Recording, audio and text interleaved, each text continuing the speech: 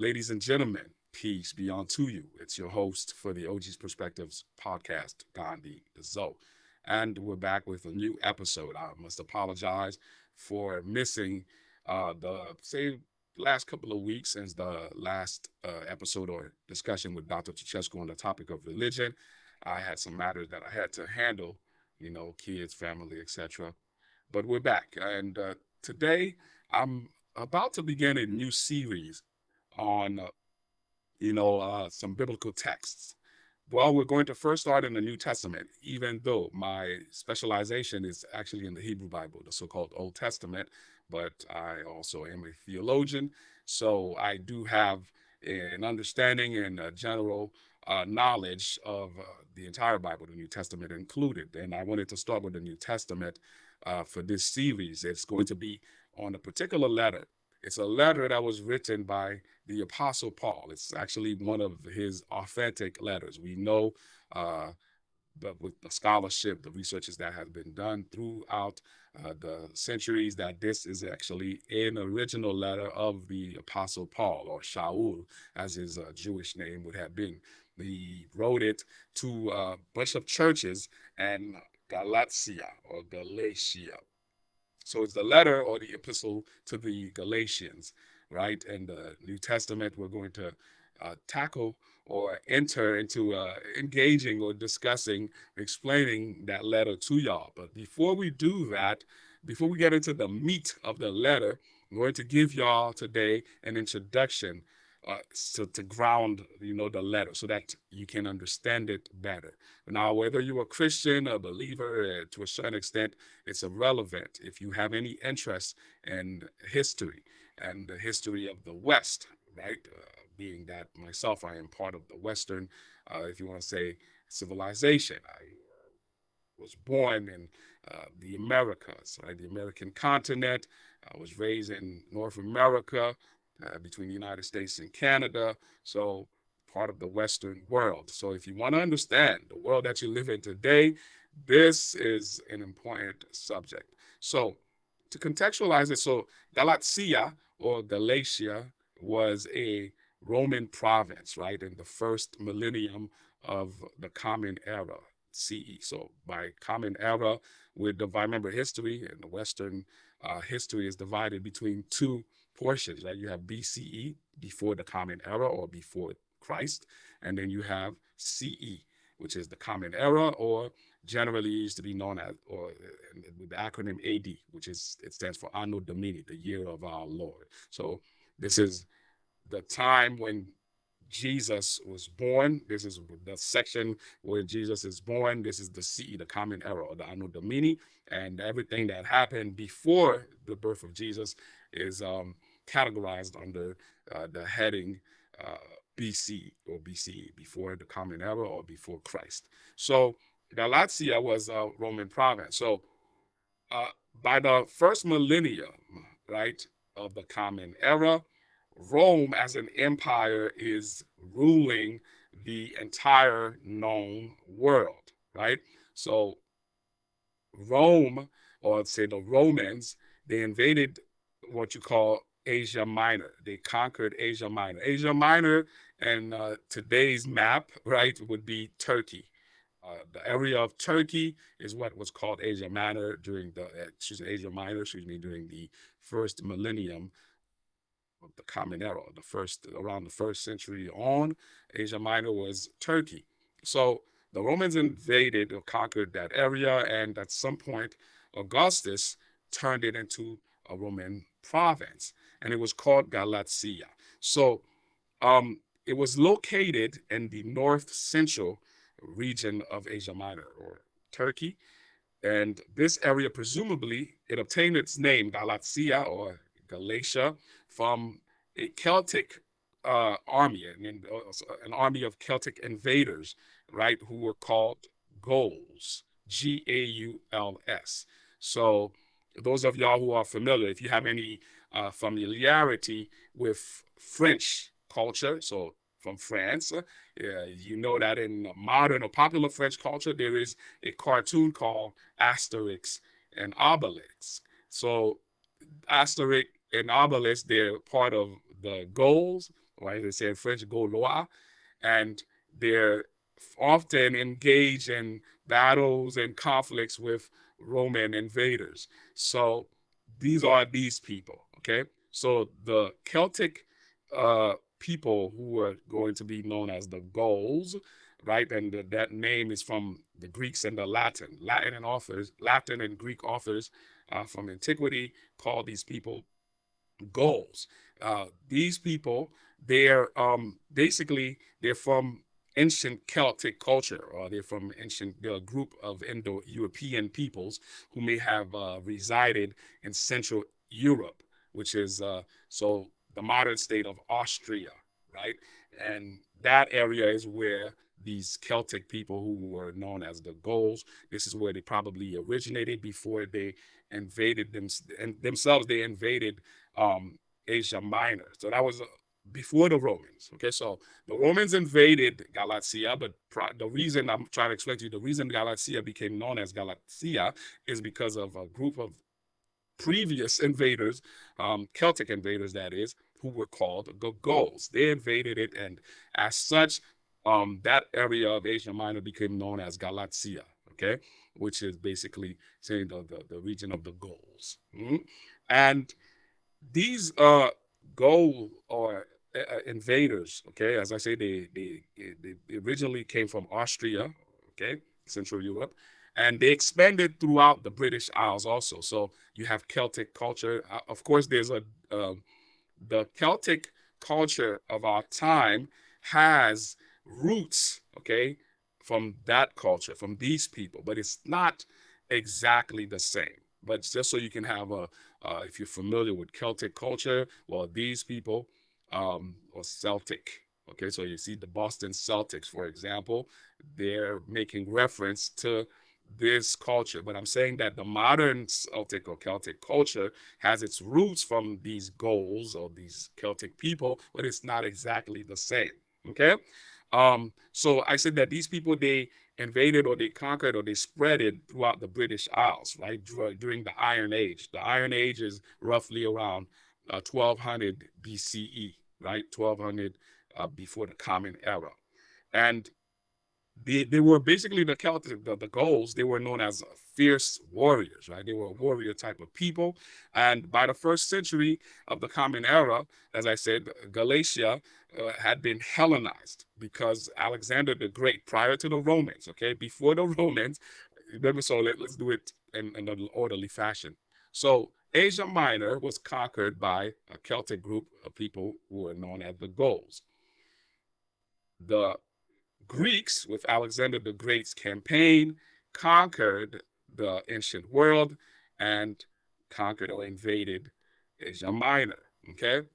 And then after the Greeks came the Romans. So the Galatia, okay, was Hellenized, meaning, it was basically uh, encultured, okay, or acculturated by Greeks. Okay.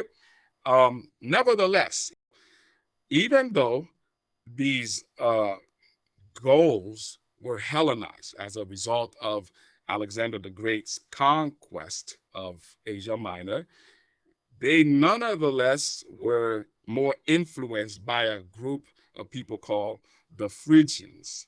Okay, so their culture and religion were more aligned, if you want to say, with these people that were called the Phrygians.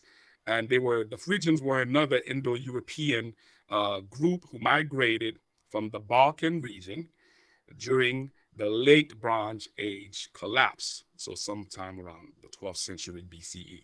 Okay, the late Bronze Age collapse is during the late Bronze Age. At the end of that era, okay, the the known world, there seemed to have been these cataclysmic um, problems, okay, that was happening in the known world. There were climate changes, so earthquakes, bad weather, etc. There was a lot of invasion. So the the global system, okay, during the late Bronze Age era collapsed, which means it fell. It got destroyed. So this is what we mean in general, okay, broadly speaking, in history, when they say the late Bronze Age collapse. So these people, the Phrygians, they They were an Indo-European people also who migrated, okay, from the Balkan region. So the Balkans, you'll have people like Romania, probably the Yugoslav, etc. Right? So these groups of people. They invaded or they migrated from the Balkan region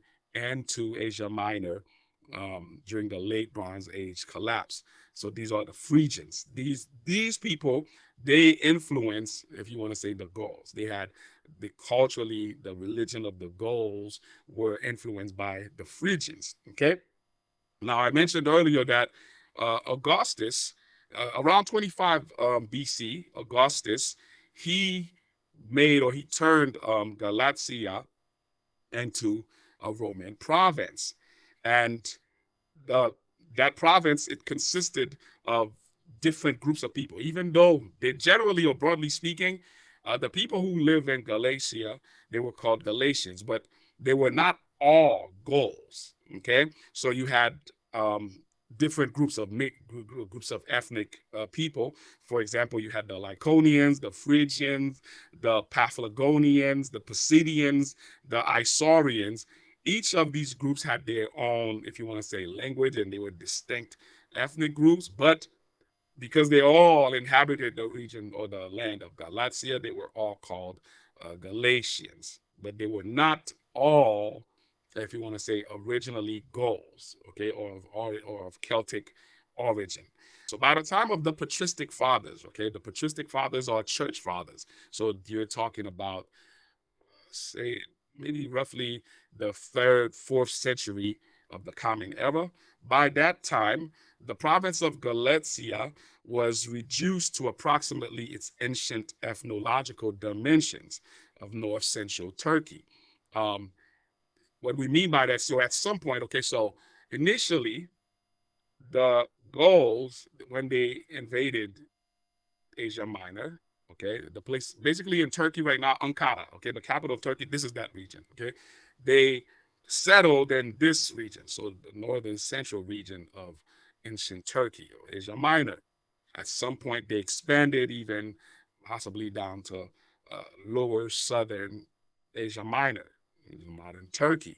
But by the patristic fathers' age or era, uh, Galatia regained, it was turned back to just the northern central region of Turkey. Okay, so it's kind of like Galatia lost some territory. Now, they mostly lived in village, okay, the Galatians, and they were farmers and shepherds. The social structure in Galatia was like that of every Roman society. So we're going to divide it as a pyramid, okay? And so you had the top, middle, and the bottom of the pyramid. So here's how it goes, okay? The structure, okay? The Roman societies generally were divided among the patricians, okay? These were the aristocratic, wealthy landowners, politicians, government officials, etc. Then you had the equestrians. These people were also wealthy landowners, businessmen, soldiers, who ranked below the senators. So the upper class, right, the patricians, you had the senators, etc. And then right below them, you had the equestrians, okay, which consisted of landowners, also businessmen, some soldiers also. But the senators, okay, the government officials, they were generally part of the patricians, the higher class. And then below the equestrians, you had the plebeians, okay? The plebeians, plebs, in French and English, you hear this term a lot. These were the common people. This is where we get commoners, right? These were the common folks, farmers, merchants, craftsmen, laborers, etc. Then under them, you had freedmen. Freedmen were former slaves who had attained freedom through a method, if you want to called manumission. We'll talk about that a little bit later. And these people, they attained their freedom. Their masters agreed to free them, and then they became freedmen. They were below the plebeians, and possibly you could say that at some point also they probably integrated the class of the plebeians. But in the Roman society social structure, they were below the plebeians. These are the freedmen. And below the freedmen, at the bottom of the pyramid, you had what we would call, I guess, slaves, right? These were the people who did not have ownership of themselves. They were owned by others, and their lives were determined and directed by others, masters, right? And in Greek, they're called doulos. For those of y'all who are familiar with the New Testament, that word is often used in Koine Greek, which was the language that the books of the New Testament or the letters, etc., or the Gospels of the New Testament, a lot of them were written in Koine Greek because that was the common language at that time, right, during the first century. So you'll have a term doulos, a slave, that we roughly translate as slaves. That was the bottom of the pyramid in Roman social structure. So Galatia was basically structured and divided the same way. Okay? Now, um, the religious dimension of the culture in Galatia was syncretistic. By syncretistic, it's like syncretism, which means it was a mixture of a bunch of other belief systems and ideologies that came together to form what you want to call um, uh, the religious culture of Galatia. So what it was, it consisted of the Phrygian cult of the mother of gods, or the mother of the gods. There was a cult called the mother of the gods. We'll talk about that soon. And there were widespread temples of Zeus also. So the Greek god. Okay, they worshipped Zeus in Galatia. And the cult of emperor worship was also prominent there. So you see, you had the Phrygian religious or the culture.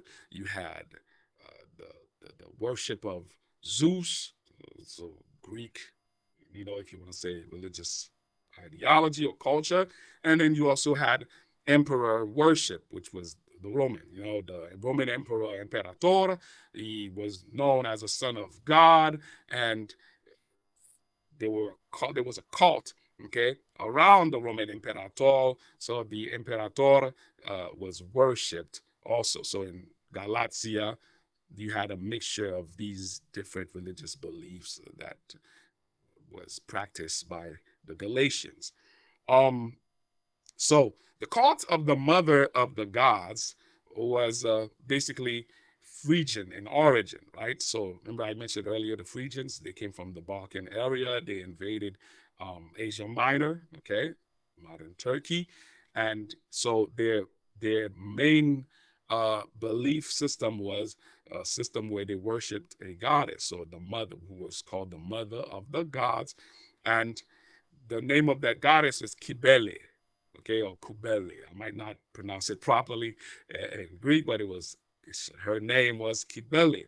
She was associated to Greek goddesses such as Rhea, Demeter, Aphrodite, and Artemis. And she was known as the Metera Theon, okay, the mother of the gods in Greek, basically. And she was venerated in orgiastic rituals known as orgies. So this is the way that uh, adepts of that cult, the way they worshipped her, this mother of the gods, okay, Kibele, was through orgies.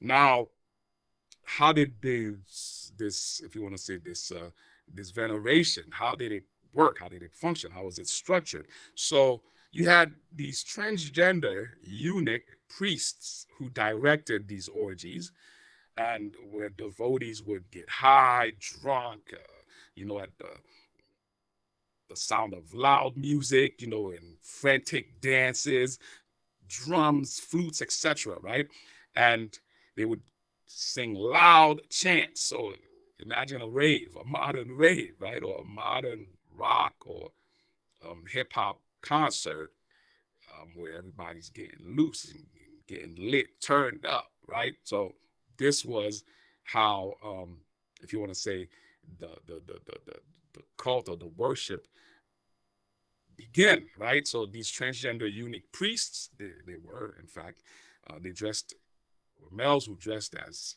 women, and they generally were eunuchs, which means their private parts were cut. Okay, they could not engage in sexual relation. So they were the one who directed, if you want to say, these orgies. Okay, and these orgies, say they consisted of, basically a wild party, a wild rave, right, where the devotees would get lit and turn out on drinks, alcoholic drinks, and sometimes drugs also. Okay, and those the initiates, people who were initiated into this cult, I'm not sure, I haven't studied this religious system in depth to know if they were considered part of the mystery groups or mystery cult, but basically initiates, people who were part of that, if you want to say, cult. By cult, I don't mean cult in the sense of the way we understand the word cult today, like as if it's some heterodox belief system.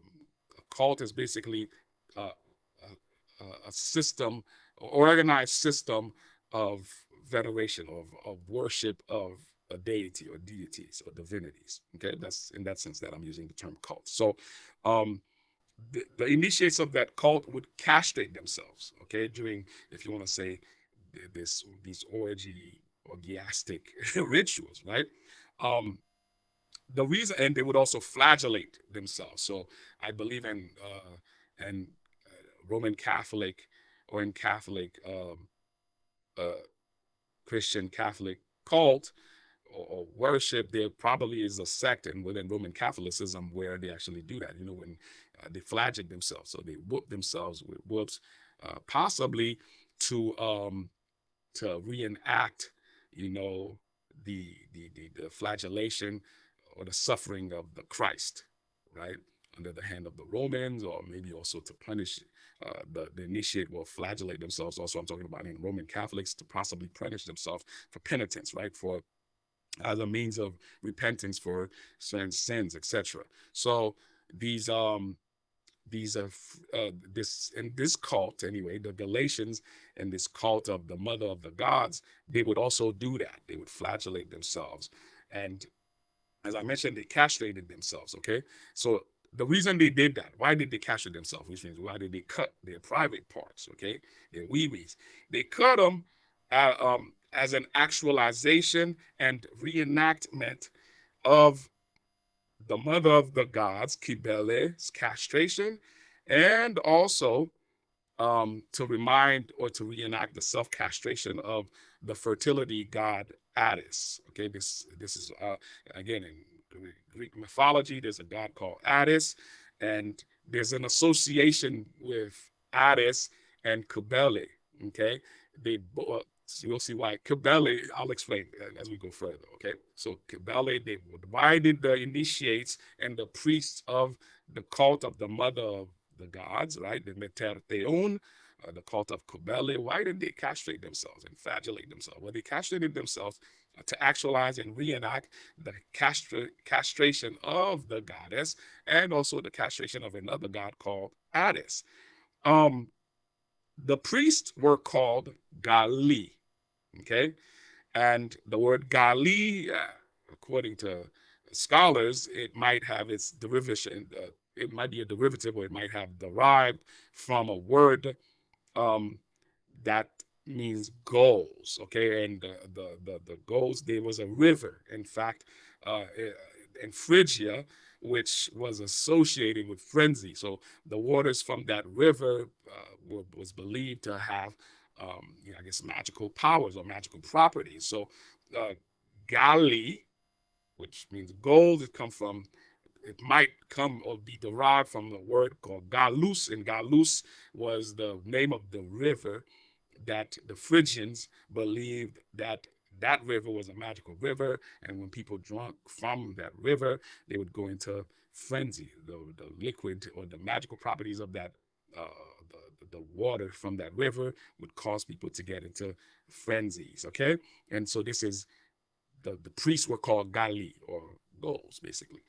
Um, so Cybele, okay, the goddess, she was known in Rome as Sybil or Cybele. And in Rome, she had the title of Magna Mater, the Great Mother. And she was also known as, or associated with, the Mother Earth, as we say today, Mother Nature. Okay?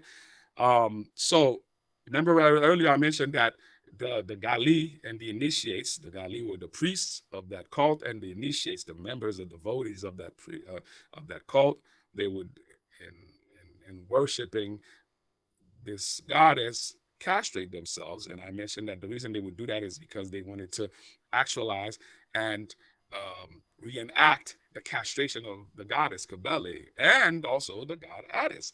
So why would they do that? A goddess, you would think, it's female, but watch this, okay? So Cybele or Sybil or Cybele, she was believed to be born a hermaphrodite. In other words, she was the OG non-binary bigender. Okay? So both sex. She was believed to have both sex, and as such, was equipped with both sexual organs from the different sex, male and female. And she was also known to be an incestuous deity who fell in love with her or his son, Attis. So, in some version or some myths, okay, about this cult, Attis, the god Attis, was believed to be her son, and she fell in love with him, okay? And she drove him mad. It was believed in the myth, in the mythology, in Greco-Roman mythology. Cybele, the hermaphrodite, was believed to be the mother of the god Attis, with whom she fell in love, and at some point she drove him mad. Um, and so, how did she birth Attis? How could she have been her mother? Okay, so he was believed to have been produced from the fruit of an almond tree, which grew, okay, out of the penis of the goddess Cybele, because it was believed that in the myth, okay, Cybele's penis was cut, his penis was cut, it fell to the ground. It um it I believe it became an almond tree. It grew into an almond tree, and the daughter of a river god, okay, I believe the daughter was called Nana. I believe that she embraced, okay, the fruit of the almond tree, and by that embrace became impregnated and gave birth to Attis.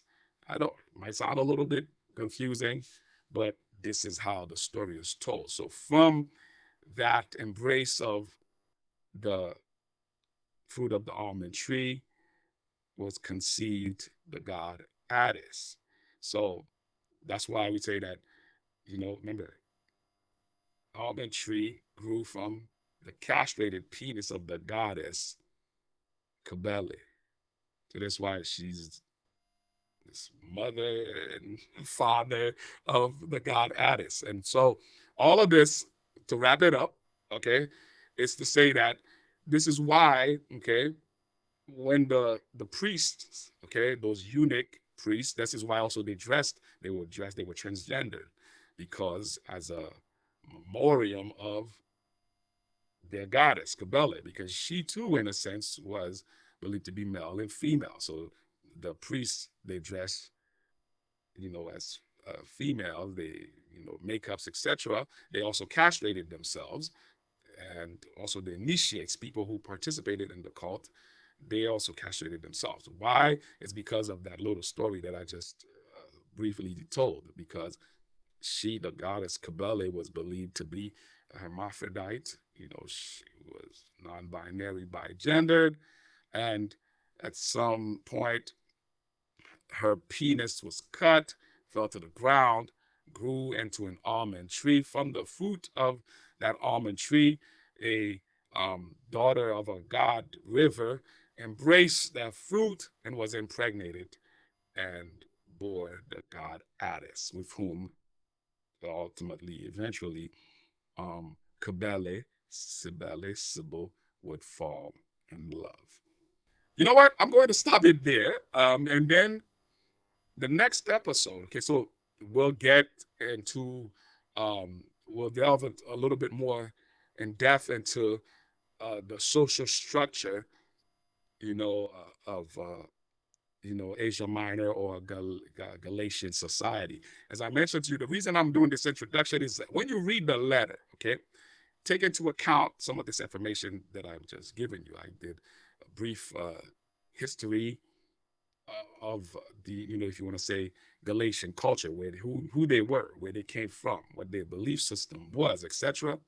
When you read the letter, this is going to be important. You have to have uh, this information or this understanding, okay, of the origin of the Galatians, so you could see and understand and have in mind as you're reading the letter that Paul is writing to these people, to the members of these churches, because he's writing to different churches in Galatia, okay? And there are certain terms, there are certain ideas that he's going to refer to, that if you don't have, okay, this understanding of this background, this context, the understanding of this context in mind, this historical context, it's going to be very difficult for you to understand the points that Paul, or Shaul, as his name would have been, because he was Jewish, was making, okay, to these people.